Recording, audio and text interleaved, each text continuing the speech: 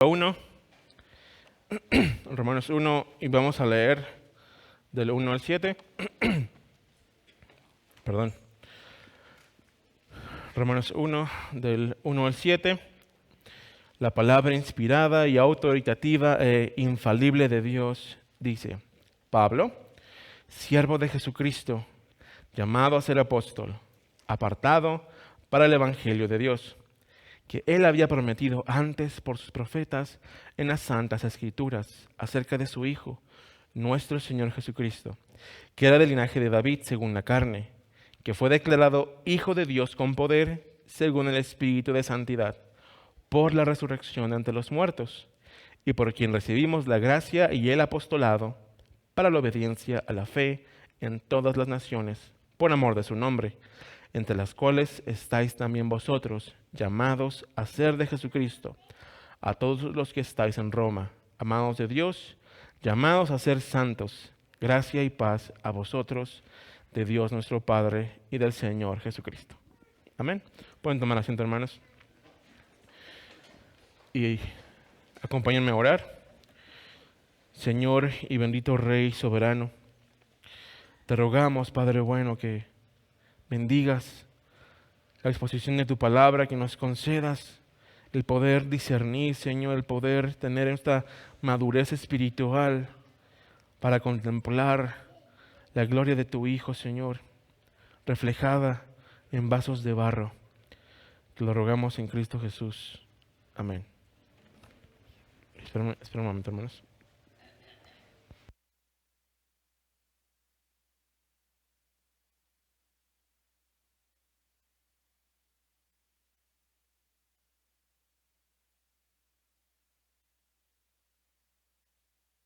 No, hermanos. Perdón.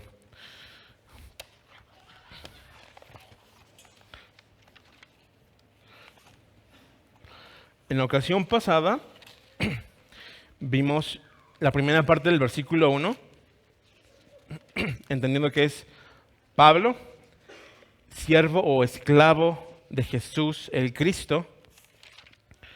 Ahora veremos llamado a ser apóstol, apartado para el evangelio de Dios. Y bueno, aunque vimos pasajes que hablan del llamado de Pablo, vamos a ver específicamente no solo qué es un apóstol, sino la necesidad del apostolado específicamente de Pablo. Vamos a enfocarnos más en la necesidad de este llamamiento, más que en definir lo que es un apóstol. Creo que varios ya han hablado acerca de el oficio apostólico, su fecha de caducidad y su cesamiento. Ya no hay más apóstoles. Si tú crees o piensas que hay apóstoles, pues te animamos a acercarte con nosotros para que hablemos más contigo. Pero en pocas palabras, el llamamiento específico del apostolado fue dado directamente por el Señor Jesús a aquellos que son testigos de su resurrección entre los muertos para el avance del evangelio. Y un punto que voy a resaltar de nuevo es que tuvieron que haber sido testigos de la resurrección de Cristo. Los charlatanes que en la actualidad se dicen apóstoles no han sido testigos de la resurrección de Cristo. Quizás ni de una forma espiritual, ¿no? Todo aquel que viene a Cristo nace de nuevo, es testigo del poder de la resurrección y de la resurrección de Cristo. Pero alguien que busca abusar de este término, pues se duda mucho, ¿no?, de sus intenciones y bueno, de su discernimiento también, de su madurez espiritual.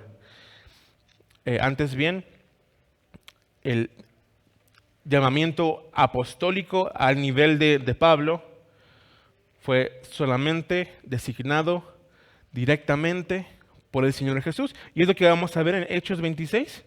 Vamos a Hechos 26 y vamos a leer del 16 al 18. Perdón.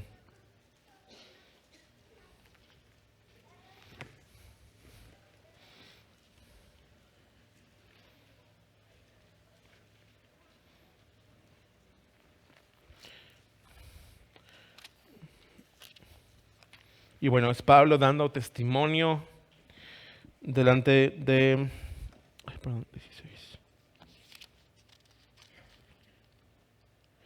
De Agripa.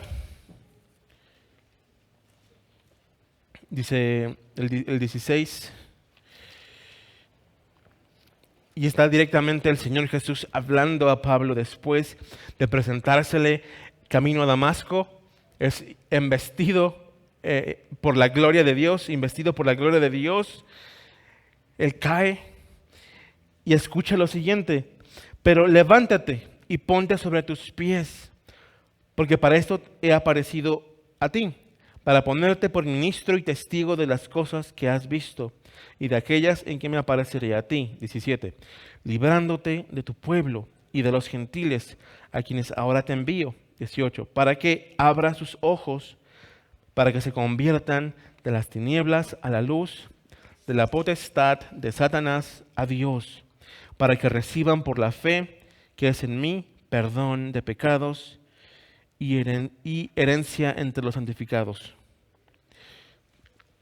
Entonces, inmediatamente el Señor Jesús explica el propósito del llamamiento de Pablo. Él directamente da este llamamiento al apóstol. Pero enfoquémonos en la última parte. Dice, para que abra sus ojos, para que se conviertan de las tinieblas a la luz y de la potestad de Satanás a Dios, para que reciban por la fe que es en mí perdón de pecados y herencia entre los santificados. Y bueno, un apóstol, en términos modernos, sería un embajador. Alguien que representa a una nación, que es designado por el máximo gobernante, la máxima autoridad es quien designa al embajador.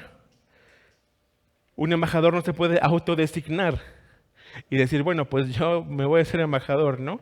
Y me voy a ir a vivir a Londres y pues me gustó Londres y voy a ser embajador de México. No, pues vas a hacer el ridículo, ¿no? Ni te van a recibir en la embajada porque es el presidente el que te tiene que designar. Esto es lo mismo que está pasando con Pablo. Se le dio la embajada a los gentiles, ¿no?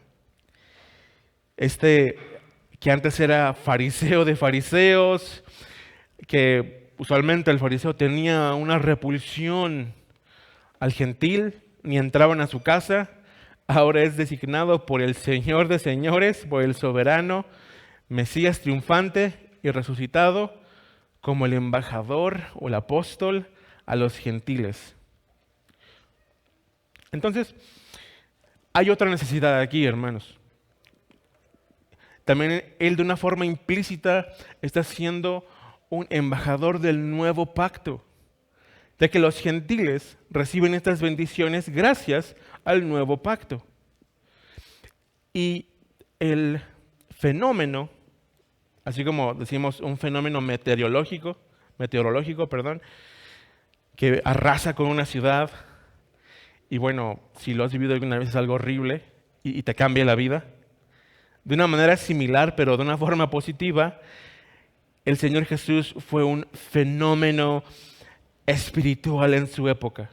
La venida del Mesías, o sea, es la gloria de Dios encarnada, andando entre los hombres. Sus palabras necesitaban de una explicación, de una exposición. No solamente delante del judaísmo de su época, que estaba muy seccionado, sino ahora también para el mundo gentil. Alguien que abriera la palabra de Dios de una forma meticulosa, como él mismo menciona, el poder dividir, el poder trazar la palabra de Dios de una manera correcta, de una manera diestra, era necesario debido a la el peso de la gloria de Dios en Cristo, era necesario un heraldo que hablara por el rey, que explicara las intenciones, los motivos, los propósitos y aún los detalles de la forma en la que ahora específicamente los gentiles o los no judíos habrían de servir a este soberano.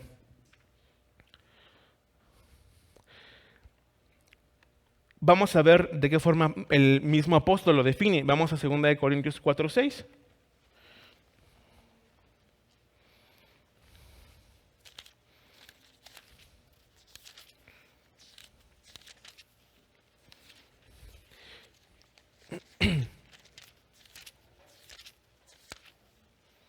Segunda de Corintios 4, verso 6, la palabra de Dios dice: porque Dios, que mandó que de las tinieblas resplandeciera la luz, es el que resplandeció en nuestros corazones para iluminación del conocimiento de la gloria de Dios en la faz o en el rostro de Jesucristo. Y este lenguaje de tinieblas, de luz, nos da a entender la bancarrota espiritual, la confusión espiritual y moral de la época del apóstol Pablo, de la época de el Señor Jesús. Y peor aún, si tú volteabas a ver a los gentiles, cuando Pablo va al Areópago a exponer el Evangelio delante de los filósofos de su época, vas a darte cuenta de la confusión que también había en el mundo gentil y lo necesario que era que el Señor levantara a estos sabios que ayudaran al pueblo a madurar en su discernimiento y también a prepararlos para recibir cada vez más de la gloria de este rey. Ahora, el mismo Señor Jesús promete esto. Es algo maravilloso, como Él provee para todas las necesidades de sus santos. Vamos a Mateo 23, verso 24. Evangelio de San Mateo, capítulo 23, verso 24.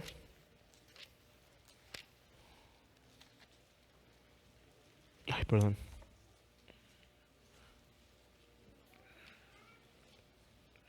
Mateo 23, 24. Ah, sí. No, perdón, hermanos. No es este. Mateo 23, 24.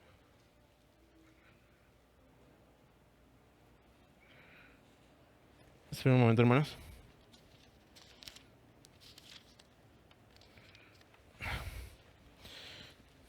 Perdón, hermanos.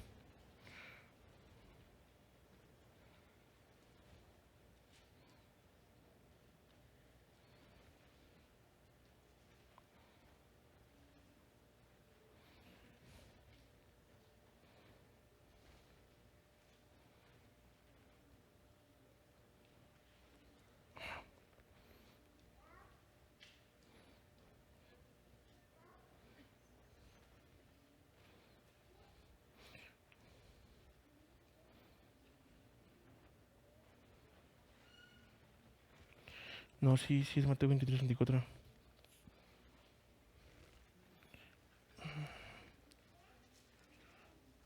Ah, no, perdón, 23, 34, hermanos, una disculpa.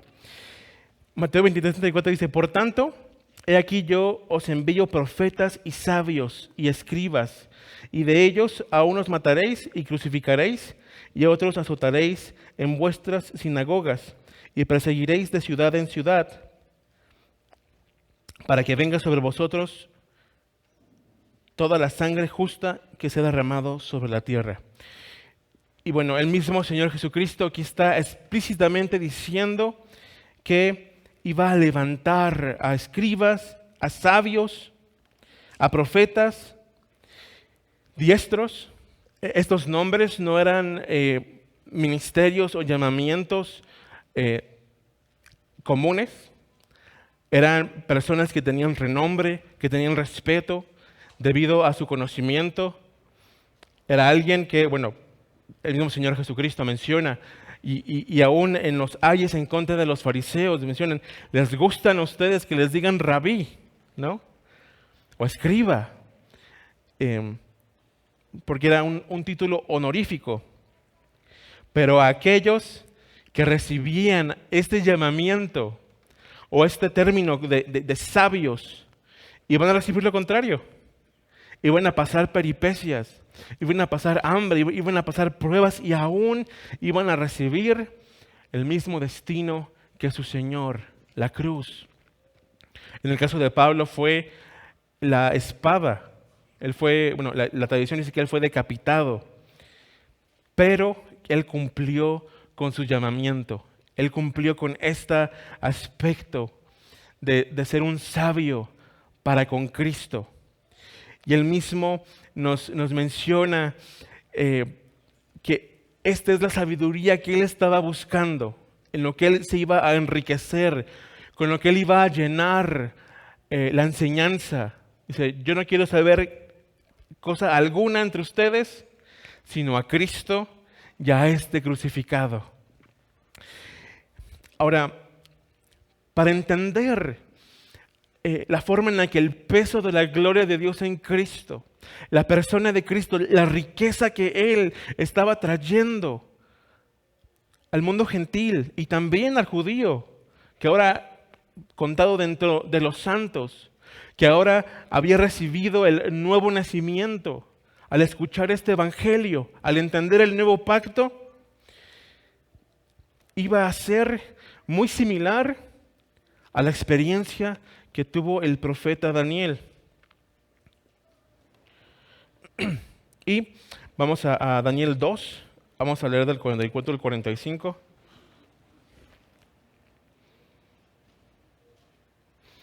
Y bueno, Daniel, si has leído el libro de Daniel, o si no lo has leído, hermano o amigo, él era el más sabio de su época, el más sabio dentro del imperio babilónico, consejero de reyes, no de un rey, dije de reyes. Más de un rey buscó su consejo y respetaba su opinión. Era un sabio ejemplar, no era alguien indocto, no era un ignorante.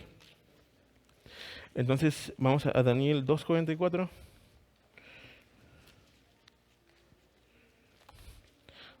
Versículo 44.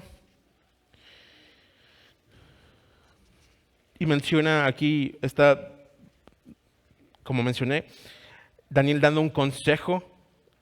Está salvando el pellejo también a todos los sabios, entre comillas, de su época, al dar el sueño y la interpretación de Nabucodonosor.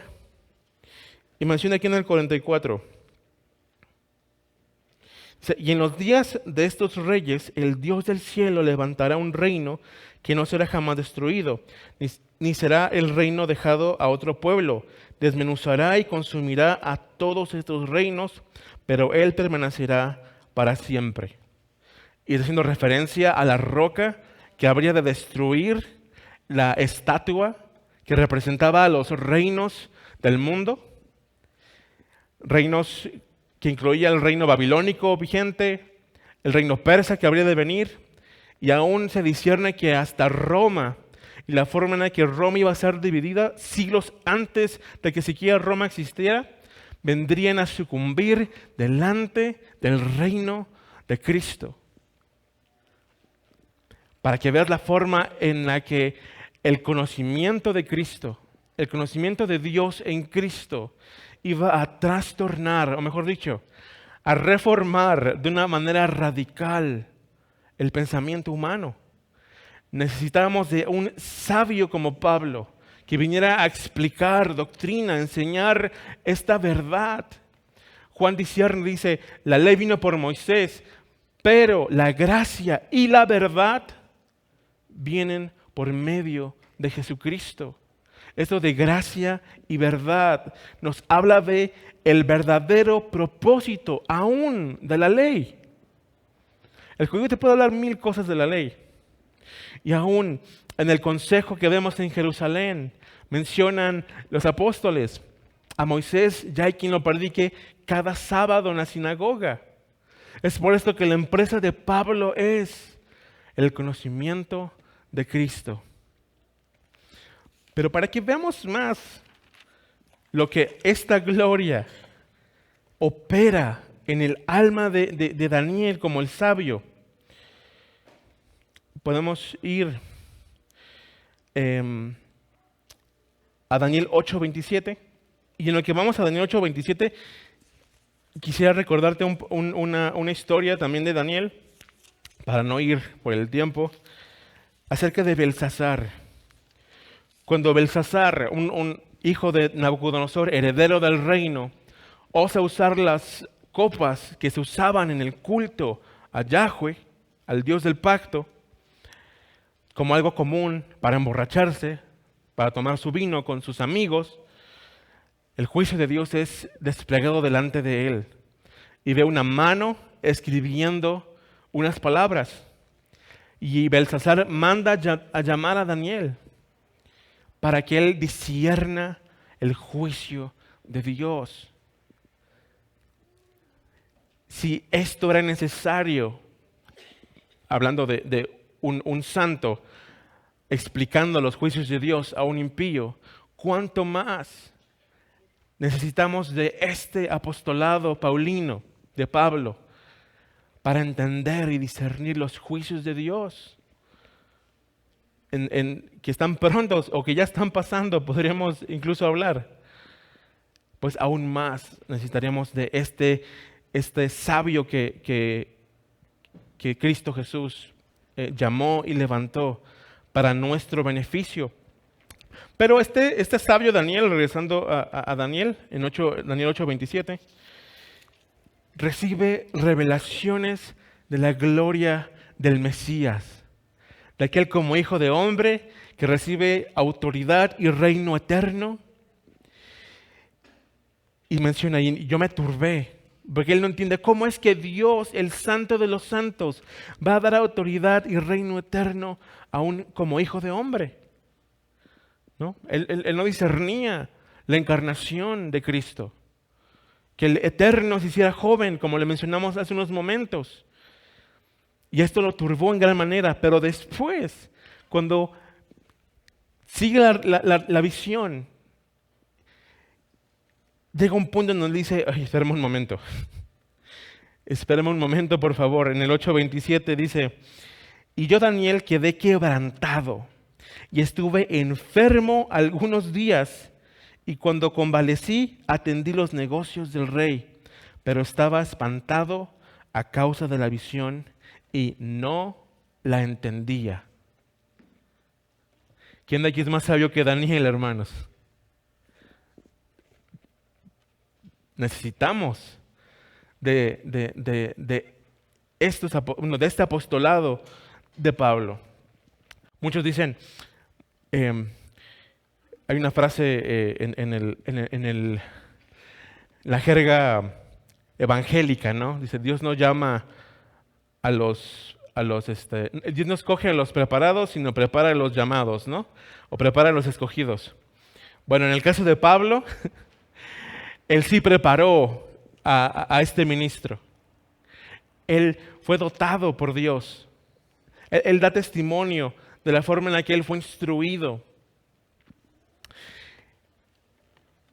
Y debemos entender, hermanos, que la instrucción de Pablo fue algo que operó para el avance del reino de Dios, pero que en su momento fue usado para destruir el reino de Dios. ¿Cómo es esto posible? Bueno, si tú le das un bisturí a un loco, él va a hacer mucho daño. Aún si sabe cómo agarrar el bisturí, aún si sabe cómo diseccionar a alguien, aún puede ser un doctor. Y ejemplo tenemos de esto en Alemania nazi, como los doctores o los científicos que estaban al servicio de este imperio diabólico usaron el conocimiento científico avanzado en su época para dañar a la humanidad. Algo parecido hacia Pablo. Tenía conocimiento de la ley, no tenía el discernimiento. Él dice, yo lo hice en ignorancia. Le faltaba todo, ¿no? Que es Cristo. Pero esas herramientas que él tuvo fueron efectivas solamente cuando llegó la luz de Cristo a su vida. Y fueron usadas ahora esa instrucción que él recibió y esa confirmación del mensaje del Evangelio cuando él fue salvado, esos años en los que él se apartó para ir de nuevo a la Escritura y confirmar el mensaje que él mismo recibió de Cristo, para, ya preparado por el Señor, ser un instrumento efectivo, un instrumento útil. Palabras que da el Señor Jesús a Ananías, si tú recuerdas. Me es instrumento útil. El que cerraba las iglesias o a los santos, los perseguía, me es útil para el avance del reino. Solo así lo podemos entender, hermanos. Ahora notemos lo siguiente.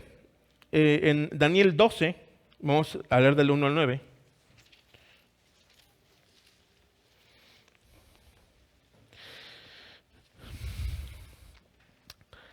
Daniel 12, del 1 al 9 dice: en aquel tiempo se levantará Miguel, el gran príncipe, que están de parte de los hijos de tu pueblo, y será tiempo de angustia, cual nunca fue desde que hubo gente hasta entonces. Pero en aquel tiempo será libertado tu pueblo, todos los que se hallen escritos en el libro, y muchos de los que duermen en el polvo de la tierra serán despertados, unos para vida eterna y otros para vergüenza y confusión perpetua. Los entendidos resplandecerán como el resplandor del firmamento, y los que enseñan la justicia a la multitud como las estrellas a perpetua eternidad. Pero tú, Daniel, cierra las palabras y sella el libro hasta el tiempo del fin. Muchos correrán de aquí para allá y la ciencia se aumentará. Y yo, Daniel, miré, y aquí otros dos que estaban en pie, el uno a este lado del río y el otro al otro lado del río. Y dijo uno al varón vestido de lino, que estaba sobre las aguas del río: ¿cuándo será el fin de estas maravillas? Y oí al varón vestido de lino, que estaba sobre las aguas del río, el cual alzó su diestra y su siniestra al cielo, y sobre las aguas del río, el cual alzó, su siniestra al cielo, y juró por el que vive por los siglos, que será por tiempo, tiempos y hasta la mitad de un tiempo. Y cuando se acabe la dispersión del poder del pueblo santo, todas estas cosas serán cumplidas. Y yo oí, mas no entendí. Y dije: Señor mío, ¿cuál será el fin de estas cosas? Él respondió: anda, Daniel, pues estas palabras están cerradas y selladas hasta el tiempo del fin. Y bueno, los comentaristas identifican a este varón con lino fino. Había dos varones. Uno no tenía lino fino y el otro sí tenía lino fino y blanco. Da a entender el lenguaje. Lo identifican como el Mesías, como Cristo. Y vas a encontrártelo también en Ezequiel, como aquel que va marcando las frentes de los que se quebrantan por el pecado de la nación de Israel. Y esta teofanía o esta visión del Mesías antes de su venida nos está diciendo que la sabiduría acerca de las glorias de Cristo no iba a ser dada a Daniel. Esto no fue así con Pablo, hermanos. Pablo recibió el don de velar la gloria del ministerio de Cristo.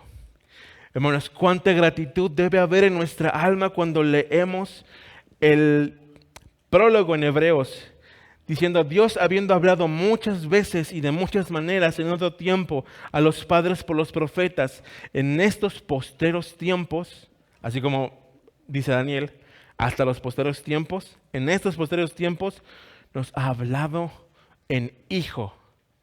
Literalmente no dice en el Hijo, sino que nos ha hablado en Hijo. Como si el lenguaje perfecto que revela la gloria de Dios es Cristo mismo. Esto nos da a entender que toda su persona, toda su obra está allí para nosotros, para hablar los asuntos más excelsos, las excelencias más exquisitas del ser de Dios. Entonces comprendemos la necesidad que teníamos como iglesia, como el cuerpo de Cristo, de este llamamiento específico a el apóstol Pablo. Ahora, solamente para comentarte por qué estoy usando a Hebreos, si actualmente se duda de la autoría del libro de Hebreos, no conocemos bien si Hebreos fue un sermón de Pablo, redactado por Lucas, editado para que circulara en las iglesias. Eso es lo que varios eruditos creen. No nos vamos a poner aquí a disertar de cuál fue el autor de Hebreos, pero lo que es un hecho, hermanos, es que nadie duda de que la influencia de Pablo está de principio a fin en la carta a los hebreos. Esto fue de una forma tal, de un aspecto tal, que cuando circulaban las epístolas de Pablo en la antigüedad, en los códices, que eran como libritos que compendiaban y doblaban por primera vez, se dejó el pergamino y empezaron a coser las hojas como lo tienes tú en tu libro ahora. Cada vez que circulaban estos libritos con las epístolas, con las cartas del apóstol Pablo, siempre ibas a encontrar ahí la carta a los hebreos. Porque ellos entendían que el lenguaje, las enseñanzas de Pablo estaban permeadas por todo el libro de Hebreos. Y sin lugar a dudas, es el mismo Espíritu el que inspiró al autor de la carta a los hebreos. Y si tú has leído Hebreos, o como veremos en Romanos, vamos a ver el don de Dios que otorgó a Pablo para discernir, para enseñar, para ir y explicar, usando el Antiguo Testamento, para que entendamos más de los deleites, de la gloria excelsa que el Padre ha desplegado para nosotros por medio de Cristo.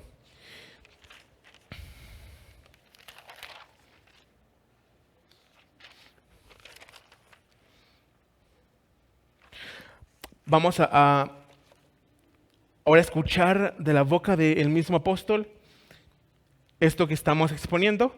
En Efesios 3, vamos del 1 al 3.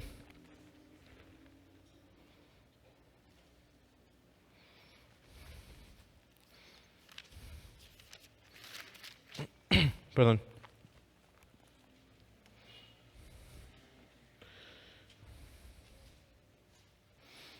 Dice, por esta causa yo, Pablo, prisionero de Cristo Jesús por vosotros, los gentiles, si es que habéis oído de la administración de la gracia de Dios que me fue dada para con vosotros, que por revelación me fue declarado el misterio, como antes lo he escrito brevemente. Este es el misterio, la obra de Cristo, el avance de su reino, aún la correcta esperanza que debemos de tener en su pronto retorno. Lo que Cristo tuvo a bien enseñar a su iglesia por medio de este instrumento escogido, que es el apóstol Pablo. De esta forma Él recibe este llamamiento y apostolado para nosotros los gentiles. Y hermanos, debemos de desbordarnos de gratitud.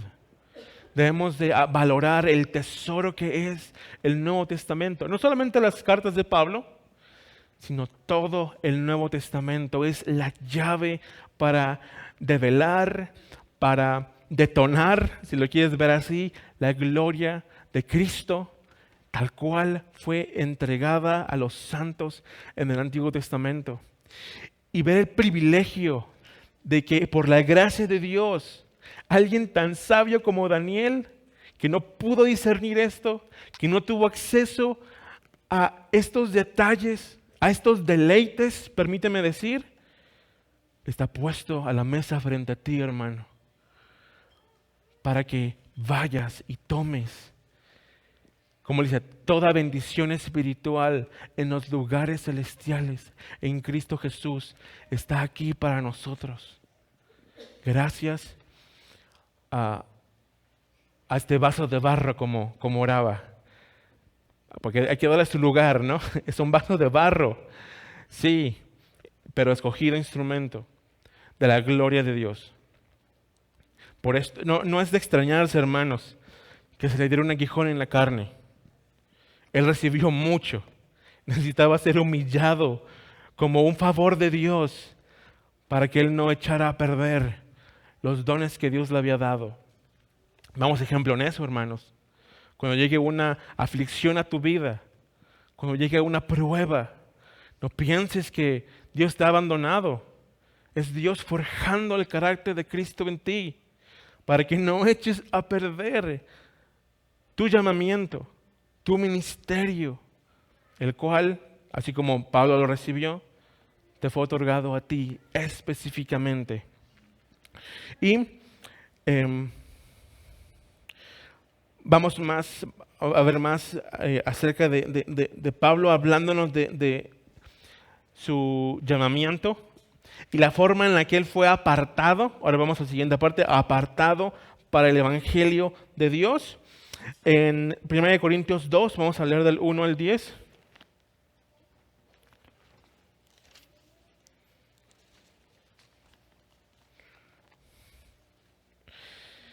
Dice, 1 Corintios 2, del 1 dice, así que hermanos, cuando fui a vosotros para anunciaros el testimonio de Dios, no fui con excelencia de palabras o de sabiduría, pues me propuse no saber entre vosotros cosa alguna, sino a Jesucristo y a este crucificado. Y estuve entre vosotros con debilidad y mucho temor y temblor, y ni mi palabra ni mi predicación fue con palabras persuasivas de humana sabiduría, sino con demostración del Espíritu y poder, para que vuestra fe no esté fundada en la sabiduría de los hombres, sino en el poder de Dios. Sin embargo, hablamos sabiduría entre los que han alcanzado madurez, sabiduría no de este siglo, ni de los príncipes de este siglo que perecen, mas hablamos sabiduría de Dios en misterio, la sabiduría oculta, la cual Dios predestinó antes de los siglos para nuestra gloria, la que ninguno de los príncipes de este siglo conoció, porque si lo hubieran conocido, nunca habrían crucificado al Señor de gloria. Antes bien, como está escrito, cosas que ojo no vio, ni oído oyó, ni han subido en corazón de hombre, son las que Dios ha preparado para los que le aman. Pero Dios nos las reveló a nosotros por el Espíritu, porque el Espíritu todo lo escudriña, aún lo profundo de Dios. Y esta porción que acabamos de leer, cosas que ojo no vio, ni oído oyó, ni han subido a corazón de hombre, es tan romantizado por la cultura popular evangélica como de una revelación especial, como algo extraordinario y privado que Dios te va a dar, como una palabra especial. No hay nada de eso aquí, hermanos. Al contrario, Pablo es explícito y dice, esto que ha venido para nosotros es el misterio de Cristo, la persona de Cristo, todas las excelencias que Dios tiene para nosotros en Cristo. Y es esto, aquello para lo cual Pablo fue apartado. O, como el lenguaje nos lo indica, el juego de palabras que Pablo está usando aquí, da a entender que él dejó ser un apartado para la ley o un fariseo legalista y ahora es un fariseo del Evangelio. Antes se dedicaba exclusivamente a las tradiciones judaicas y a los ritos judaicos en cuanto al pacto antiguo y Moisés, pero ahora, venido el nuevo pacto, siendo ahora heraldo de Cristo y del Evangelio, ahora él se apartaba para el Evangelio de Dios. Y este era su deleite y debe ser nuestro deleite y nuestro tema. Cuidémonos, hermanos, de desviarnos por pequeñeces. Aún cuestiones que son válidas e incluso importantes. Ejemplo, No me voy a desvivir yo hablando con un pentecostés del por qué el don de lenguas no son balbuceos sin sentido, sino que son idiomas. No, mejor voy a hablar de Cristo. Así como Pablo es apartado para el Evangelio, nosotros seamos apartados para el Evangelio. Y si vamos a hablar con algún hermano de otra denominación, busquemos enriquecerlo con Cristo. O incluso, a veces Dios nos humilla y va a usar a un hermano de otra denominación, que Dios obra también denominacionalmente para hablarnos de Cristo también. Aún tenemos esa esperanza de que si un hermano pentecostés o presbiteriano o de alguna otra denominación, y sobre todo las más exóticas, si es salvo, va a poder hablar de Cristo. Y si no está hablando de Cristo, y si no se está enfocando en el Evangelio de Cristo, es el especial pretexto para arrastrarle a la verdad. Y me refiero a esto, a la verdad completa. Y va a ser el Evangelio, va a ser el Espíritu de Dios obrando por medio de ti, el que limpie a su santo, el que lo afirme después en otras doctrinas no tan cardinales. Así que sigamos el ejemplo de Pablo y apartémonos para el Evangelio de Cristo, hermanos. Ahora veamos este punto final, como Pablo lo entiende, y un llamado o una advertencia para nosotros, apartado para el Evangelio de Dios. Pablo entiende que sí, que Dios en Cristo, la segunda persona de la Trinidad, estaba dándole un llamado específico, una embajada para con los gentiles, de enseñar, de discernir, de explicar, de dar punto y coma acerca del ministerio y la persona de Cristo.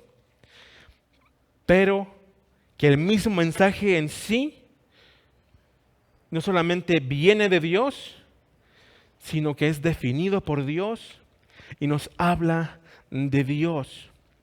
En otras palabras, Dios es el Rey. El Evangelio es su mensaje. La Escritura es su testigo y Pablo su heraldo. Si hablas de otro mensaje o otro evangelio, estás hablando de otro rey. Y bajo pena de muerte, si el heraldo altera el mensaje. Si el rey se enteraba que un heraldo había modificado el mensaje en alguna provincia, la más inhóspita o la más pequeña, so pena de muerte para aquel heraldo rebelde que osara alterar el mensaje del evangelio, o el mensaje del rey, perdón. Y también se puede decir evangelio porque frecuentemente había buenas nuevas y decían buenas nuevas y venía el mensaje del rey. Bueno, Pablo entendía esto, que no podía alterar. Como heraldo no tenía autoridad para alterar el mensaje del Rey de Reyes. Pero no solo esto. Además, el Evangelio, en este lenguaje, cuando dice el Evangelio de Dios, atribuye al mensaje como si fuera una sola cosa con Dios. Entonces, si alteras el mensaje de una forma implícita, estás hablando de un Dios extraño. Cambia un ápice del Evangelio y estarás modificando un ápice del Dios. Ay de ti si haces eso. Cuídate de no hacer esto.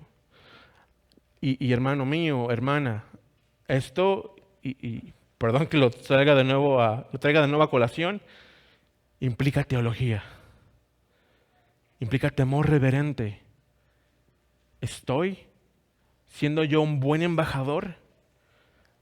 Si soy un buen embajador, voy a dedicar tiempo a estudiar a Dios del Evangelio para no alterar el mensaje, ni de la forma más mínima, y llegar a traicionar a mi Señor. No te digo que te metas al seminario, ¿verdad? Pero sí que te inicies en una empresa santa de buscar en las Escrituras, de estudiar las Escrituras, de orar en las Escrituras, con tal de ser un buen heraldo de tu Señor. En otras palabras, Dios es el Evangelio. Todos sus atributos, y esto es increíble, hermano, esto es ciertísimo, todos sus atributos se despliegan de una manera explícita y exquisita en el mensaje del Evangelio, en la cruz. Cada vez que tengas una duda, hermano, te puedo garantizar, cada vez que dudes de la bondad de Dios, de su soberanía, de su bondad, de su misericordia, cada vez que venga el diablo a atacarte con una saeta de fuego, recuerda el madero y toda duda será silenciada. Y tu orgullo, que muchas veces es lo que nos hace dudar, va a quedar crucificado con Cristo en el Calvario. Así que no tenemos excusa, hermanos. Dios nos ha dotado a su iglesia de sabios apóstoles, como Pablo, en la Escritura.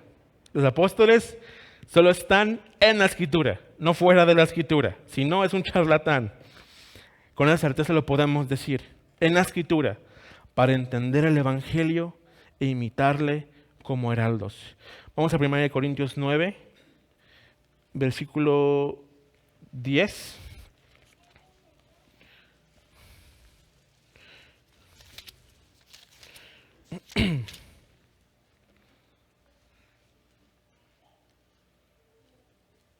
Perdón, el versículo 19, hermanos. 1 Corintios 9, 19. Dice, por lo cual, siendo libro de todos, me he hecho siervo de todos para ganar a mayor número. Ay, perdón, no, hermanos, de nuevo. 1 Corintios 9, 10.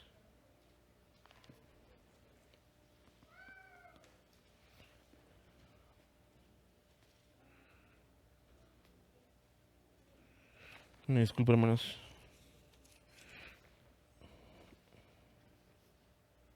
Perdón, una disculpa. Es 1 Corintios 16, 9, 16. 1 Corintios 9, 16. El Señor humillándonos, hermanos.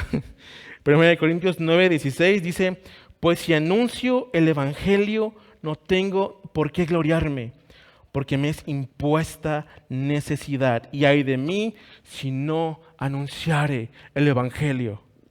Si conoces este Evangelio, si te enriqueces de este Evangelio, hermano, no es para que te lo calles. Es este Evangelio lo que va a buscarte, va a hacerte buscar el orar a Dios por todo, hermano. Hazme un mejor trabajador, Señor. Quiero brillar en mi empresa, en mi labor, con tal de apuntar a Cristo y poner un escaparate para proclamar las buenas nuevas del Evangelio. Lo mismo puedes hacer tú como padre, como madre, como esposa. Que se diga de mí, de mis vecinos, cómo se somete esta hermana a su esposo. ¿Qué tiene de distinto? Y te van a preguntar si procuras esto, hermana, y si procuras esto, hermana, también, como ama a su esposa. Qué raro está este hombre que ama a su esposa. ¿Cómo es que lo haces? Y poder decir, Cristo. Y poder hablar de este Evangelio, hermanos. Y también ir y militar con la iglesia. Y cuando los sanos se reúnen, si nos es posible, ir a proclamar de una forma corporativa a nuestro Rey. Vamos a orar, hermanos. Señor bueno y Padre Santo, ayúdanos, Señor. Ayúdanos, Padre.